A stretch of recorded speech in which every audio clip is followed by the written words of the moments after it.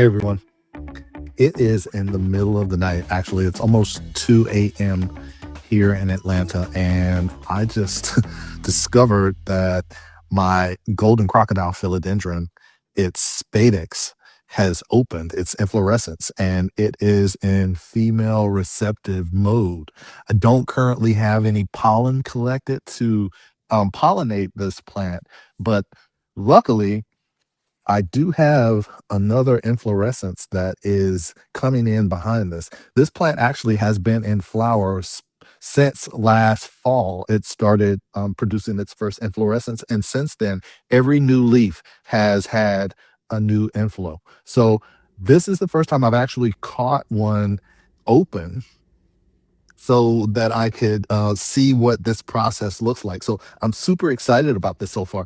I'm really kind of at the point where I can actually start creating possible hybrids of some of these philodendrons I have. So currently I have 6 philodendrons that have these inflorescence that are in several different stages. There's one over here, my Chocolate Empress philodendron has 2 inflows that have not opened yet. So what I plan on doing is when this plant moves from the female receptive stage to this male phase where it starts dispersing pollen, I am going to collect pollen from this plant and try and pollinate this plant along with my I have another sawtooth philodendron, my I'm gonna call it my jungle boogie mint.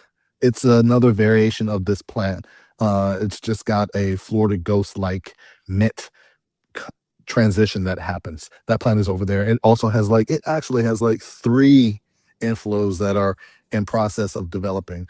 I also have a ring of fire that had an inflow and I missed that whole process. I wasn't aware of what to be looking for because this is new for me. So I saw that it looked like it had partially opened, but I'm thinking I missed this process because it happened overnight and I might not have been looking for it, which I don't know why, because I had um, another philodendron a couple of months ago that I caught with the inflow open, and it just caught me off guard. I wasn't expecting it, but yeah. So I now have educated myself a little more, and now I know that these processes happen.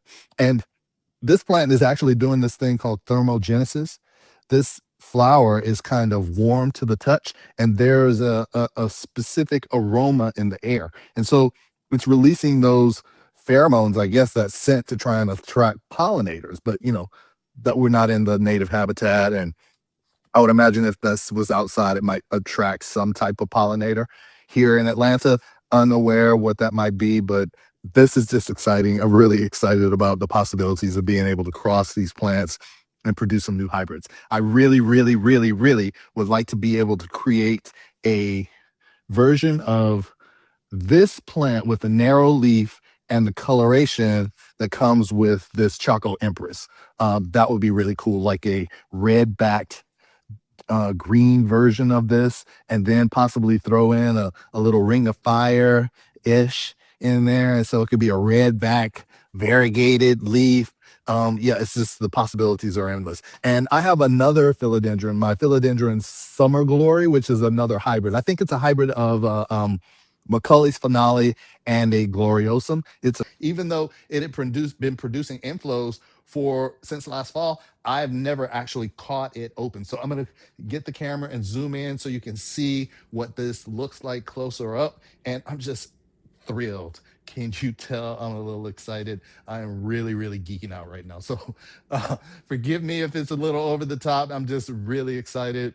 This is a big moment for me. So, and it's also in the process of putting out a new leaf. This plant has been in non-stop production of foliage since last fall. But isn't that amazing? Look at that inflow. That is beautiful. That is beautiful. Look down in there. Yeah, that is beautiful. And there's another one right there that has yet to open. It's there. So the plan is to collect some pollen from this one when it moves into the male pollinate phase, and then use that to cross pollinate the Choco Empress over here.